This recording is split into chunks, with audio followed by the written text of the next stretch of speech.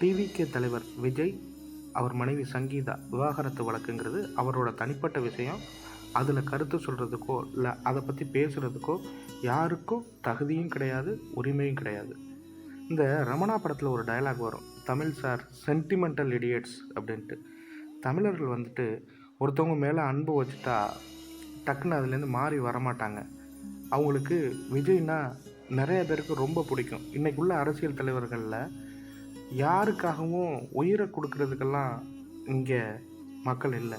ஆனால் விஜய்க்காக நிறைய பேர் உயிரை கொடுக்கறதுக்கும் ரெடியாக இருக்காங்க. நம்மளே அதை களத்தில் பார்க்குறோம். அப்படி இருக்கும்போது திமுக நண்பர்கள் வந்துட்டு தேவையில்லாமல் இந்த விஷயத்தில் மூக்க நுழைக்கிறாங்க. யாரெல்லாம் திமுக ஆதரவாளர்களாக மீடியாவில் இருக்காங்களோ, நக்கீரன் கோபால்லேருந்து பிடி செல்வகுமார்லேருந்து நிறைய பேர் விஜய்க்கு எதிராக கருத்து சொல்கிறோன்னு நினச்சிட்டு திமுகவோட வாக்குகளை பின்னுக்கு இழுக்கிறாங்க. இது திமுகவுக்கு தான் பேக் ஃபயர் ஆகும். அதனால் விஜய் சங்கீதா விவாகரத்து விஷயங்கிறது அவங்களோட தனிப்பட்ட விஷயம். அதில் யாரும் தலையிடாமல் இருக்கிறது தான் எல்லாருக்கும் நல்லது.